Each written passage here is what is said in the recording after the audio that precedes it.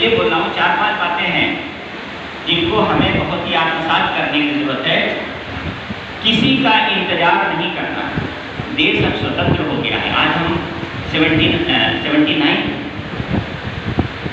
Anniversary अपने स्वतंत्रता की, इंडिपेंडेंस की मना रहे हैं। अब हम डिपेंडेंट नहीं हैं। हमें अपने क्षेत्र के काम खुद करना चाहिए, खुद करना पड़ेगा। हमें अपने विभाग का काम खुद करना पड़ेगा, अपने पॉलिटेक्निक का काम खुद करना पड़ेगा। हमें अपने कक्ष की साफ सफाई खुद करनी पड़ेगी, खुद करानी पड़ेगी। जो लोग उसके लिए जिम्मेदार हैं उनसे कराना पड़ेगा। मैं अक्सर देखता हूँ कहीं साफ सफाई नहीं है, हम जहाँ बैठते हैं वहाँ पे साफ सफाई नहीं है। इसके लिए कौन जिम्मेदार है? प्रिंसिपल जिम्मेदार है कि सिस्टम जिम्मेदार है? इसके लिए आप जिम्मेदार हैं। आप सफाई पसंद हैं तो आपको एक कार्मिक दिया गया है, आप उससे करा सकते हैं। बहुत सारे तरीके हैं कराने के। और इस बिल्डिंग में हम एक मैंडेटरी काम करने जा रहे हैं लिखित रूप से कि 1 महीने में 1 दिन सारी फैकल्टी, मैं खुद भी, सारी फैकल्टी जहाँ भी बैठती है, जहाँ भी क्लास लेती है, सारे स्टूडेंट, सारी फैकल्टी, सब लोग मिलजुल करके पूरी साफ सफाई और स्वच्छता करें। 1 दिन श्रमदान है।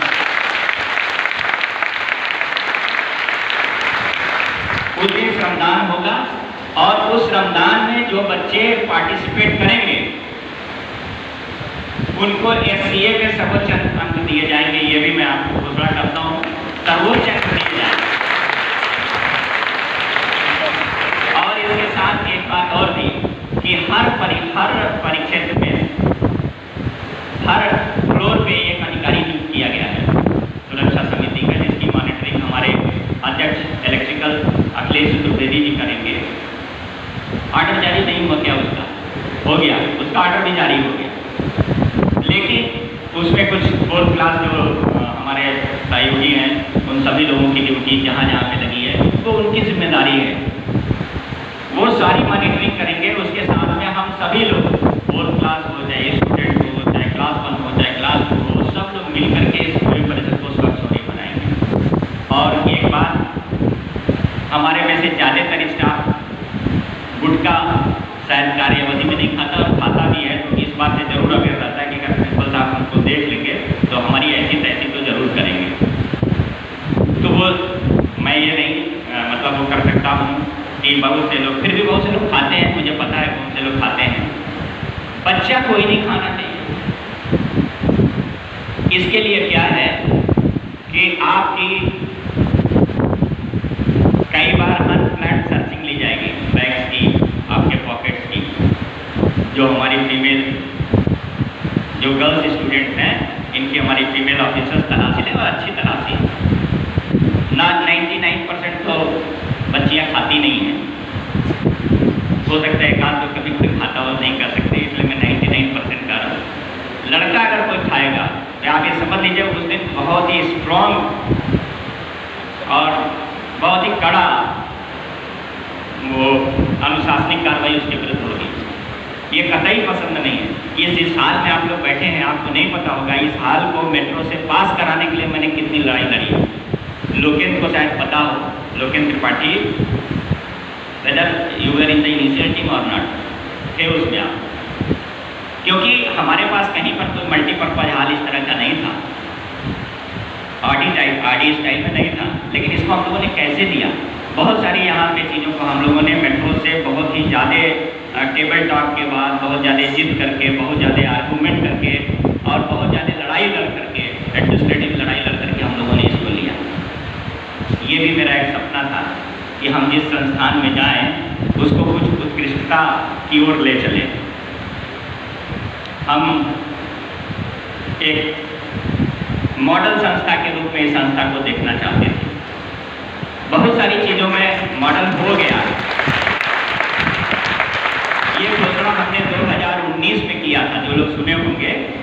तो हमारे डायरेक्टर भी थे, विशेष सचिव भी थे, हमारी माननीय मिनिस्टर थी। तो मैंने कहा था कि why the government polytechnic Kanpur should not be a model polytechnic for the state, it should be. और SIRF की रैंकिंग ने इसको साबित कर दिया कि हम हैं। लेकिन आंकड़ों के खेल बड़े निराले होते हैं।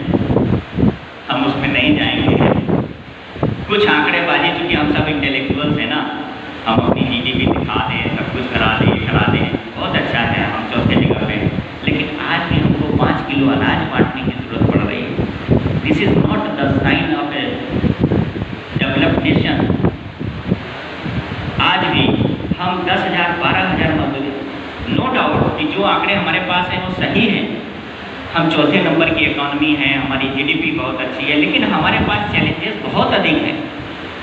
इन पे हम सभी किसी को ब्लेम नहीं कर सकते, ना इनको पूरा करने वाला कहीं कोई बाहर से आएगा, इनको पूरा करेंगे हम ही आप लोग।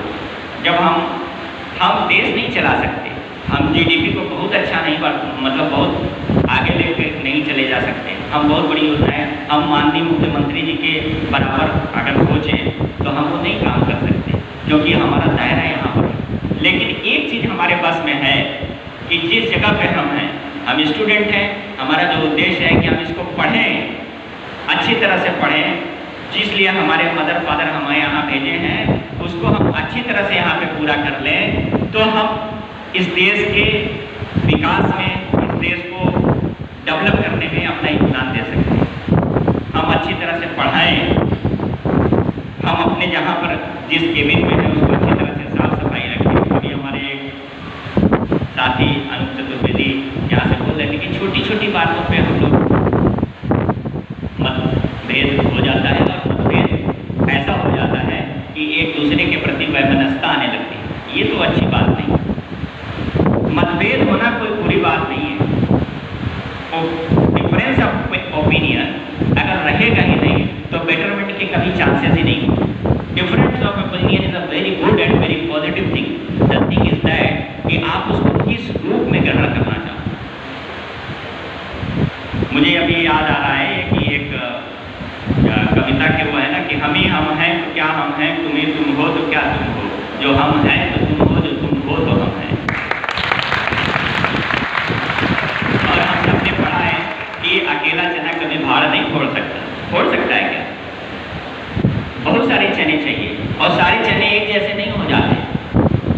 नेचर में देखिए हमें 5 उंगलियां नहीं आए, पांचों एक जैसी हो जाएंगी तो हम कोई चीज़ पकड़ ही नहीं सकते, कोई उठा ही नहीं सकते, हम लिख नहीं सकते, हम कार ड्राइव नहीं कर सकते, हम माइक को बड़े आराम से पकड़े हैं, देखिए पकड़ ही नहीं सकते, टूट जाता, गिर जाता।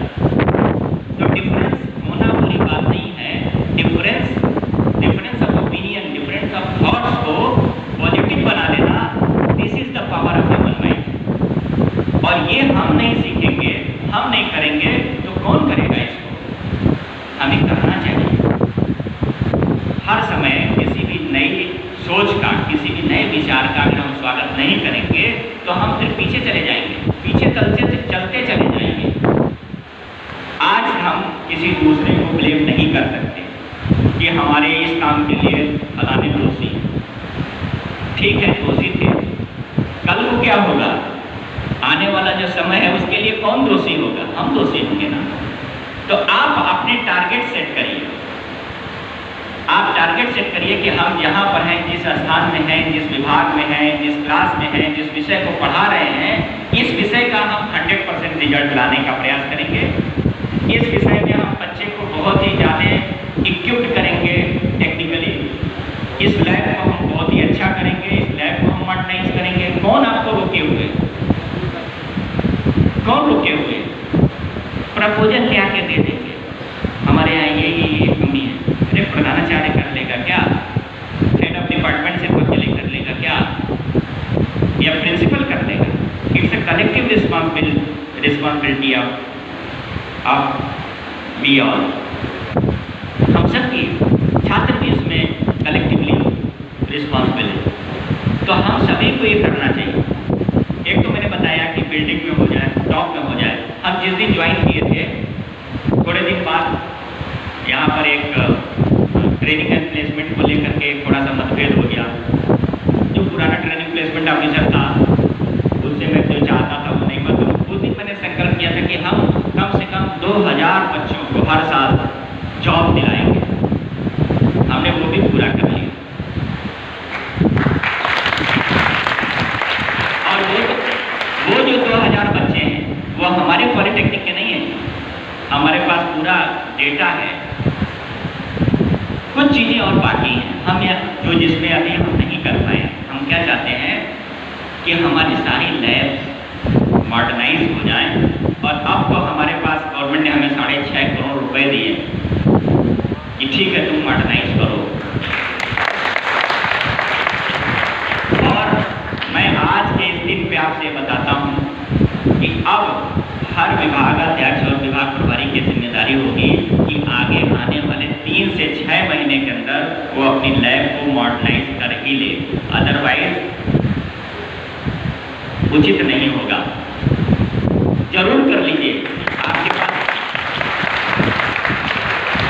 पहले हमारे पास जगह नहीं थी, भवन नहीं था, अब हमारे पास मिल गया है, तो हो सकता है कि हमको कुछ बहुत ही एक्स्ट्रा काम करना पड़े।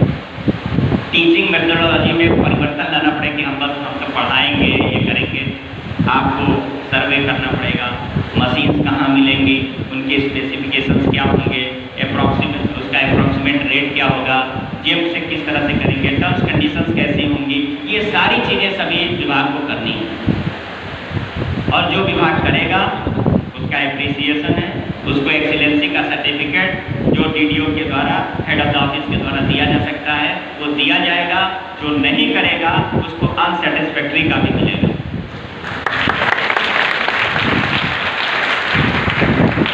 क्योंकि हम बहुत जिद्दी हैं, हम जो चाहते हैं उसको पाने का पूरा प्रयास जरूर करते हैं।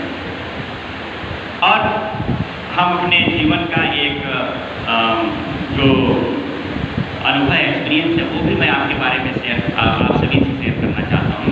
मेरे अपने व्यक्तिगत लाइफ में, मेरे अपने पर्सनल लाइफ में हमने ये देखा है कि जितना मैंने दूसरों के लिए काम किया है, जितना काम मैंने सिर्फ दूसरों के लिए किया है, वही हमारे पास रिफ्लेक्ट होकर के आया। अपने जीवन में जिन जिन जगह पे मैं बहुत ही पर्सनल हुआ हूँ, बहुत जगह होते हैं जहाँ पे आदमी पर्सनल होते हैं, जितनी जगह मैं पर्सनल हुआ हूँ, डॉक्टर साहब मैं बता रहा हूँ, मेरी भी उम्र 50+ है, 52 53 के आसपास। तो जहाँ जहाँ मैंने बहुत ही पर्सनल होकर के काम किया, वहाँ मैं फेल्योर रहा हूँ, 70-80% फेल्योर रहा है मेरा। और जहाँ जहाँ मैंने दूसरों के लिए काम किया, 99% मैं सक्सेसफुल रहा हूँ। ये कोई आपको बताएगा नहीं, लेकिन मैं सच्चाई के साथ बता रहा हूँ कि मैंने अपने व्यक्तिगत जीवन में बहुत सारी चीज़ें पानी चाहिए थी, वो नहीं पा पाई। और ये भी मैंने देखा कि जितना मैंने दूसरों के लिए तो नहीं कहूँगा क्योंकि वो भी मेरी ही चाहत थी, जितना मैंने पब्लिक के लिए या मतलब दूसरों के जीवन को बेहतर बनाने के लिए किया, नेचर ने उससे कई ज़्यादा गुना मुझे रिटर्न करके, कई ज़्यादा गुना, चाहे वो भोजन के रूप में हो, चाहे वो किसी सुविधा के रूप में हो, चाहे वो नेम फेम के रूप में हो, किसी भी रूप में मिला। कहने का मतलब मैंने जीवन का जो फलसफा देखा कि जितना भी आप देंगे, जितना भी आप दूसरों के लिए अच्छा सोचेंगे, आपके लिए उतना ही अच्छा होगा। और जितना आप दूसरों के लिए बुरा सोचोगे या दूसरों के जीवन को छोड़ करके खाली अपने अपने जीवन को बेहतर बनाने का सोचोगे, प्रकृति वहाँ काम नहीं करेगी। आपकी अपनी मानसिक ऊर्जा, आपकी अपनी जितनी काबिलियत है उतना तो जरूर काम करेगा, क्योंकि नेचर सबके साथ जस्ट होती है ना, वो जरूर काम करेगी, लेकिन उसमें कुछ एक्स्ट्रा खाद नहीं मिलने वाला। एक्स्ट्रा तभी मिलेगा जब आप एक्स्ट्रा करोगे। आपका बेटा जिस लायक है वो तो बनेगा ही, लेकिन आप दूसरे के बेटे की लाइफ, दूसरे के बेटी की लाइफ अगर आप सही करोगे तो उसका जो रिटर्न है वो आपके बेटे, आपकी बेटी को जरूर 100% मिलेगा। This is the experience of my life. ये आप सभी को करना चाहिए। अगर हमसे कुछ सीखना चाहते हैं, मुझे पता नहीं कि मैं आपको कुछ सिखा सकता हूँ या नहीं सिखा सकता हूँ, लेकिन बच्चों आप अगर मुझसे कुछ सीखना चाहते हैं तो ये सीख लेकर के जाइएगा कि अपने लिए तो आप बेटर करिए, दिस इज़ योर राइट, और आपको करना भी चाहिए। लेकिन सिर्फ और सिर्फ अपने लिए अगर आप बेटर सोचोगे तो कभी अच्छा जीवन नहीं जी पाओगे, कभी सुखी जीवन नहीं जी पाओगे। अपने लिए अच्छा सोचिए, साथ साथ दूसरों के लिए भी बेहतर सोचिए। बहुत अच्छा नहीं कर सकते हैं, कोई बात नहीं, जितना कर सकते हो, जितना आपके रिच में है उतना करने का जरूर प्रयास करिए। और ऐसा हम करेंगे तो निश्चित रूप से हम किसी दूसरे को रिस्पॉन्सिबल नहीं ठहराएंगे। स्वतंत्रता दिवस की 79वीं वर्षगांठ में हम मना रहे हैं और हम लोग ब्लेम कर रहे हैं। एक रिलीजन दूसरे रिलीजन के अगेंस्ट क्यों खड़ा हुआ है? एक ग्रुप दूसरे ग्रुप के अगेंस्ट क्यों खड़ा हुआ है? एक कास्ट दूसरे कास्ट के अगेंस्ट क्यों खड़ी हुई? क्या हम वास्तविक रूप से नेशन को आत्मसात कर पाए? कागजी परिभाषा, भौगोलिक परिभाषा से कोई देश बन जाता है क्या? कभी नहीं बनता। ये बहुत बड़ा रोड़ा है हमारे देश के लिए। हमारी देश की एकता तो नहीं टूटने वाली, क्योंकि वो बहुत सारी चीज़ें अलग से है, लेकिन अगर हम एक सीमा में रह करके अलग अलग लोगों के प्रति, अलग अलग ग्रुप्स के प्रति अलग अलग हम अगर बिहेवियर रखेंगे तो बहुत खराब बात है। हमारी जीडीपी बढ़ जाएगी, हमारी और मिलिट्री पावर्स बढ़ जाएगी बहुत सारी, लेकिन हम बहुत जगह कमज़ोर रह जाएंगे, बहुत जगह पीछे रह जाएंगे। भारत बहुत बड़ा विविधताओं का देश है। जो लोग हिस्ट्री के स्टूडेंट्स हैं वो सब जानते होंगे, दुनिया का कौन से कल्चर वाला यहाँ पे नहीं आया, कौन सा कल्चर बचा जो यहाँ नहीं आया। आज हम भारत के देश को किसी एक विशेष कल्चर की धरोहर नहीं कर सकते, किसी एक विशेष कल्चर की धरोहर नहीं कर सकते। दुनिया की सारी कल्चर्स की धरोहर है तो हमारा देश भारत है। ये इसकी खूबसूरती, और इस खूबसूरती को हमें संभाल के रखना है। हमें वो बातें नहीं करनी चाहिए किसी भी लेवल पे हो, चाहे हम स्टूडेंट के लेवल पे हो, चाहे हम सर्विस के लेवल पे हो, कोई सेवाएं प्रदान कर रहे हो, हम कोई लीडरशिप प्रोवाइड कर रहे हो, हम पॉलिटिकल लाइफ में हो। हमें इस देश की समग्रता से विकास के लिए किसी एक दूसरे के ग्रुप के साथ और किसी एक दूसरे के ग्रुप के अगेंस्ट नहीं होना है। अगर है तो फिर मुझे संदेह है आपकी देशभक्ति में। देशभक्ति हमारे सभी नागरिकों के लिए एक जैसी बात, एक जैसी सोच को दिखाती है। हम पैदा हो गए किसी एक धर्म में, किसी एक जाति में, ये हमारे बस में तो नहीं था ना। था क्या आपके बस में? कोई हिंदू पैदा हुआ, कोई बौद्ध पैदा हुआ, कोई ईसाई पैदा हुआ, कोई जैन पैदा हुआ, कोई मुसलमान पैदा हुआ, कोई कुछ और पैदा हुआ। ये तो उसके बस में नहीं था। लेकिन सभी के प्रति, आप जहाँ पैदा हुए उसके प्रति प्रेम करना तो स्वाभाविक सी बात है भाई। लेकिन आपको अपने प्रेम को साबित करने के लिए किसी दूसरे से नफरत करना, ये तो अस्वाभाविक है। ये ह्यूमन नेचर नहीं है, ये डेविल का नेचर है। जो इंसान अपने माँ बाप को प्यार करेगा ना, वो दूसरे के माँ बाप से नफरत नहीं कर सकता। क्यों करेगा नफरत? हर पड़ोसी दैत्य थोड़े ना होता है, बहुत से पड़ोसी अच्छे भी होते हैं भाई। हम अपने पड़ोसी की बात नहीं कर रहे हैं, हम एक सामान्य पड़ोसी की बात कर रहे हैं। नहीं आप सोचने लगो कि ये तो कह रहे कि हमारा पड़ोसी अच्छा है या बुरा है, हम उसको जज करने वाले नहीं हैं।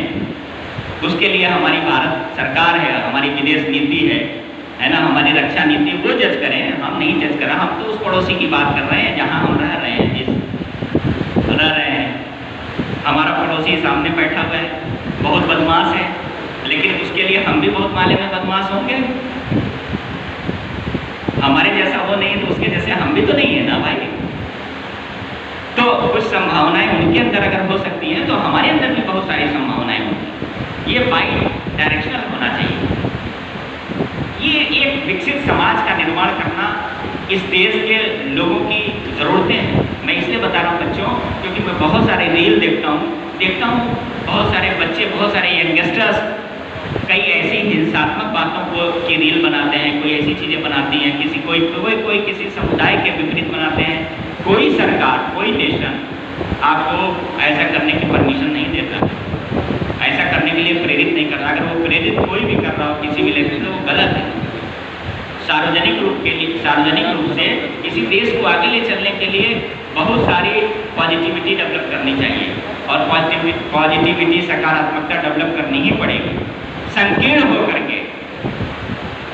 होकर के हम कभी भी बहुत महान नहीं हो सकते, ग्रेट नहीं हो सकते। हमारा देश बहुत महान संकीर्णता से नहीं होगा, एक्सेप्टेबिलिटी से होगा। जब हमें दूसरे के भी विचार को, दूसरे के भी संस्कृति को, दूसरे की भी संस्कृति की अच्छी बातों को एडॉप्ट करने की जरूरत होती है। आज वो दिन नहीं है जब हम खोदना शुरू करें कि कहाँ पर किसने क्या तोड़ा, किसने क्या गिराया। आज तो ये दिन है कि जो बना है सो बना है, हमें आगे क्या बनाना है, हमें कौन सी नई तकनीक बनानी है, हमें कौन सा, हमारा अचीवमेंट क्या होना चाहिए, हमने कौन सी नई टेक्नोलॉजी बनाई, कौन सा नया टेक्नोलॉजिकल डेवलपमेंट किया, हमने कौन सा नया टेक्निकल इंस्टीट्यूशन बनाया। हमें इन सब के लिए सोचना चाहिए, इनके लिए काम करना चाहिए। और आपके लिए बहुत बड़ा जीवन पड़ा हुआ है बच्चों, आप जाएंगे, इनके ऊपर आप अपनी ऊर्जा लगाइए। निश्चित रूप से हमारा देश भारत एक बहुत ही सशक्त देश बनेगा, बहुत ही अच्छा देश बनेगा। आपको अपनी उपलब्धियां बताने के लिए किसी की फेल्योर को बताने की ज़रूरत नहीं, आपको अपनी अच्छाई बताने के लिए किसी की बुराई की ज़रूरत नहीं। जो अच्छा है वो अच्छा रहेगा, बुराई हो या ना हो। और अच्छाई और बुराई दुनिया से कभी ख़त्म नहीं हो सकती। आप दुनिया का इतिहास उठा के देख लीजिए, चाहे वो राम का समय रहा हो, कृष्ण का समय रहा हो, बुद्ध का समय रहा हो, ईसा मसीह का समय रहा हो, चाहे वो मोहम्मद साहब का समय रहा हो, कब बुरे लोग नहीं थे? और बुरे लोग थे, इसीलिए ये लोग आज याद किए जाते हैं। ये तो चलता ही रहेगा, लेकिन इसमें हमको अपनी चेतना को ऊपर की ओर ले जाना है, उसको गर्त में नहीं ले जाना। हमें अपनी जो कॉन्शसनेस है, जो हमारे देश की जो चेतना है, जो हमारी राष्ट्रीय चेतना है ना, उस राष्ट्रीय चेतना का में उत्क्रांति करनी है, अवक्रांति नहीं करनी है, उसको नीचे नहीं ले जाना है। उसके लिए हमें आज संकल्प लेना चाहिए। और वो कहाँ से शुरू होगा? वो वहाँ से शुरू होगा जहाँ आप बैठे हुए हो। परिवर्तन कोई भी चीज़ वहीं से होती, जहाँ पर आप रहते, वहीं से अगर वहीं नहीं परिवर्तित होती तो सबसे पहले इस हाल में कुछ परिवर्तन चाहिए। लेकिन ये दरवाज़ा अंदर खुल रहा है, इसको बाहर की तरफ को करवाइए। एक यहाँ पे देखिए जो निकला हुआ है ना आगे, यहाँ कुछ ऐसा फ्रेम